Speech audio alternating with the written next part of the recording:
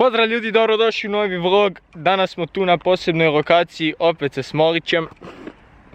Nema veze. Danas je specijalan dan, danas sam kupio novi bicikl.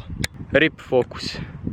Znači, najjači bicikl koji je bio u to vrijeme na tržištu. Smolić je došao s mojim starim. Znači, Smolić je došao s mojim starim, mojim crvenim, svi ga znate iz vlogova. Električnim fed gume, znači debele gume, biciklom. Kako pedalirate, tako vas on gura. Znači, jako čudan osjećaj, trebate svi probat. Ako neko hoće probat za 100 kuna probavanje bicikla kod mene. Znači, kreneš pedalirat ko da si Superman 3 put jače pedaliraš. Znači, tu smo, ovo je bicikl, znači Bigfoot, velika noga. Zašto velika noga? Zato što ima velike kotače. Ok. Bravo. Ovo mu je baterija, vidite vi koliko je to.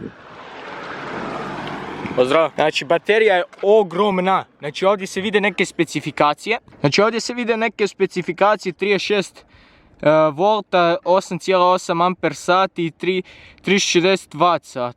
Don't short circuit. Znači, short circuit je kratki spoj. To sam učio u Ruđeru. Tu je neki sat. Ja sad se ugasio, sad ću ga upaliti. Znači, tu pokazuje koliko na sat ide ovdje, koliko smo trenutno prešli i ovdje asist kojeg dodaš na 5 i onda ti ide najveći asist. Baterija 3 od 5 crtice i to je to uglavnom. Tako uglavnom izgleda bicikl, evo proću malo oko njega. Da ga vidite, jako je moćan, izgleda na cesti moćno. Tu se stavlja ključ kad hoćeš bateriju izbaciti van, a na drugoj strani je utor za punjenje. I to je to. Gume su 26 put, šta ti je to?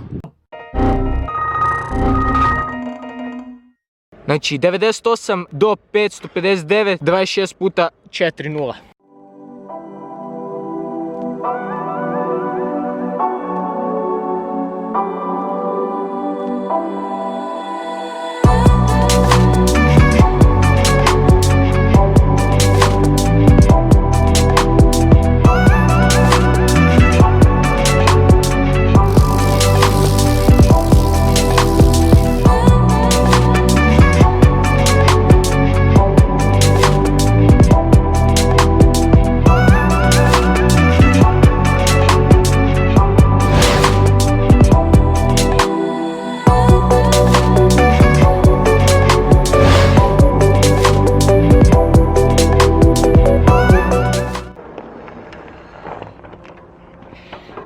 Znači, eto ljudi, znači maksimalno što sam ja uspio je 31-32 na ravnoj cesti, ali od mog prijatelja tate na ovom biciklu uspio 51 napraviti nizbrdo, tako da možete s njim jako dobro ići. To je to.